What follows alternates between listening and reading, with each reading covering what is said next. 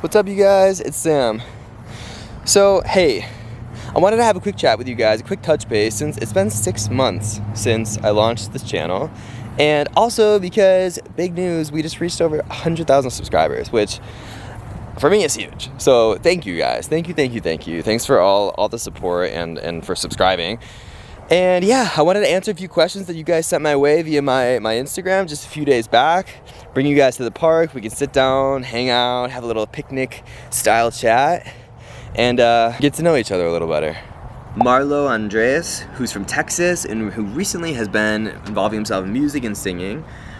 How do you deal with people that tell you your goals are not realistic? Personally, and I try to convey this, like, I don't want everyone to go do what I did and move abroad. I think that's unrealistic, and I'm just kind of crazy. But what I would like to do is to encourage people to sort of quiet that noise. Quiet the noise of people telling you you can't do this, you can't be this, you can't sound like this, and really focus internally on what makes you happy.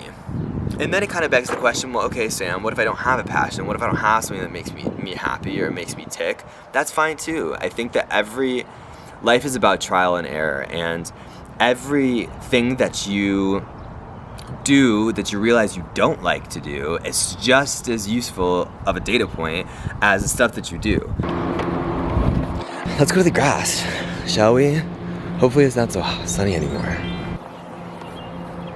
Yeah, that's alright, right? Okay, Sassy Saw is from Chicago. Sassy Saw, I love you. He is recently been into photography and hiking a lot. Heck yeah, I love a good hike. What are some of your pet peeves? Chewing with your mouth open, that's a huge pet peeve of mine.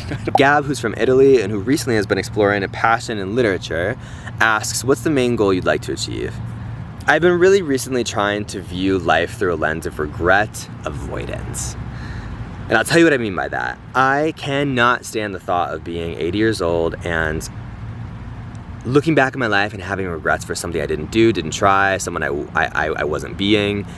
And that scares the living heck out of me. I mean, when you talk to senior citizens, like, the one thing that they all have in common is this conversation of, oh, if only I had done that, or I wish I did this. And I see that and I'm like, oh, I don't want that. I don't want to have those regrets. So that's a huge goal of mine, is to, when I'm older, to feel proud. I want to be on my deathbed and be like, yep, I conquered this thing called life. I gave it everything I had. IFRO Sales from Los Angeles, who recently has been into fitness, asks, what's the biggest challenge you had to overcome? Okay, I mean, this would be such a standard big business interview response, but when I was in South America, when I was working at a tech company, and that tech company promoted me after about a year in a customer success role to a regional manager role in one of their satellite offices in Medellin, Colombia. So that's why I spent so much time in Colombia. I was there for about 8 months, and I was the manager overseeing the entire office of about 70 Colombian web developers and web and mobile developers and designers. Because imagine that, you guys. I mean, first of all, I had never managed anyone in my life previously. Not even 1 or 2 people, let alone 70. And second of all, I certainly hadn't done it in another language that wasn't my own. And my Spanish was all right, but I mean, to get up in front of the office and give speeches and pep talks, and have to have tough conversations of letting people go, and conversations with the clients at some of the biggest banks in Colombia, explaining why we were late with the deadlines. And oh my gosh, you guys, that was a huge challenge for me, and I learned so much about myself and had to learn very quickly how to become a leader and how to be very decisive. If I can manage 70 people in a different language and at a tech company, which I didn't even know that much about tech at the time, I can do a lot of things. Marius from Switzerland, who recently has been cooking as a passion, amazing, please come teach me how. What is your favorite TV show? Recently, I've been watching a lot of Schitt's Creek. Simply Lim, who recently has been exploring a passion of playing piano more, heck yeah, and is from Ireland, asks, what current business are you running? When I moved back from Colombia, I had to think to myself, okay, I have this business background. I just spent 2 years working in technology.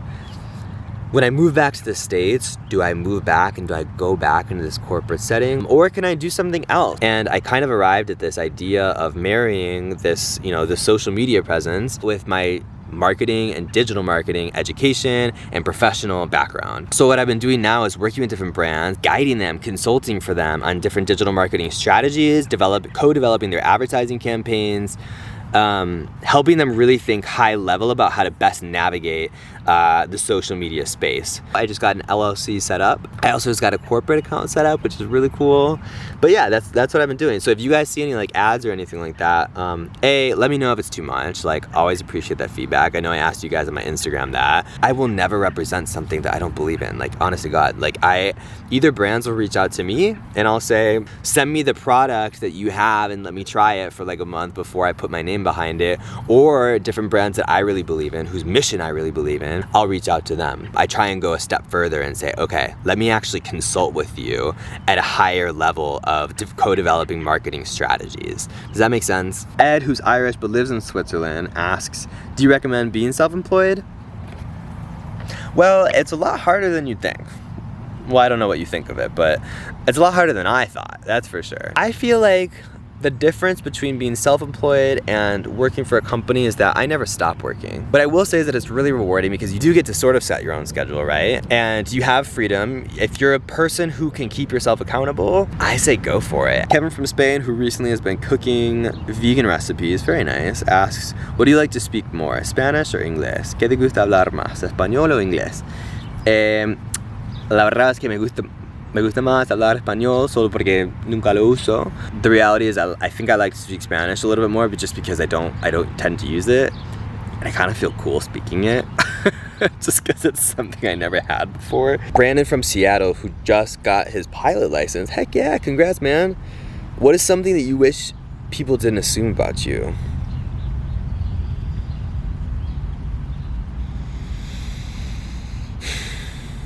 I really try not to read too much into assumptions.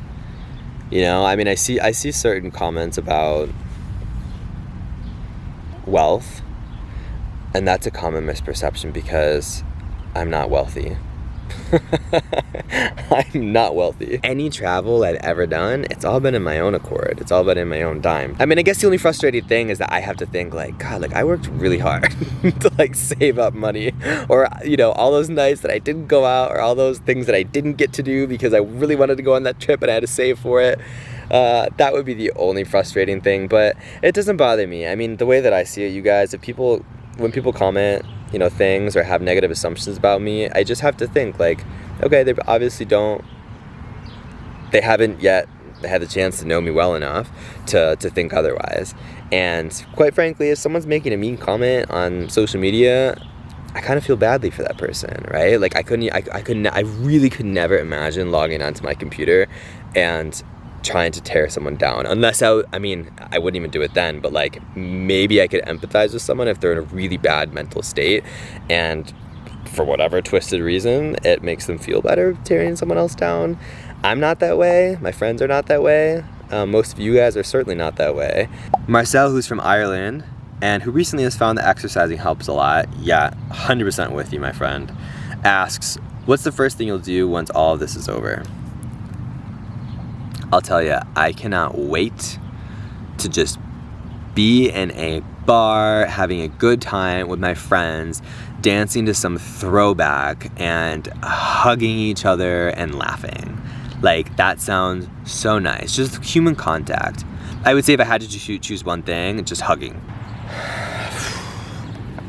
Alrighty. I'm gonna set you guys down for a second. C.S. Linton, who's from Tennessee and whose passion is to feel better.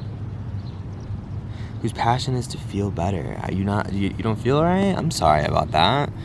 Well, I mean, if it's any consolation, I think a lot of us are in kind of a state where we wish we were feeling a bit better right now, and not to trivialize your situation in any way, but hopefully there's power in numbers and power in community that we're all going through something together right now, and hopefully even just that makes you feel better. But to answer your question, I kind of view my body as like a car, like a machine, right? And if you put bad fuel into the machine, it's gonna break down, and I don't wanna break down. And I know that food is medicine, and you know, I don't wanna deal with health-related problems down the line. I just don't. I don't. Nope. Ernst, who's from South Africa and recently has been exploring a passion of philosophy, asks, do you have a favorite line of poetry, and for what reason? I don't know if this is a line of poetry or if it's just a quote, but I love this one. Be who you are and say what you feel, because those who mind don't matter, and those who matter don't mind. All right, you guys, it's getting dark here at the park. That's it for me. Goodbye. Ciao, nos vemos.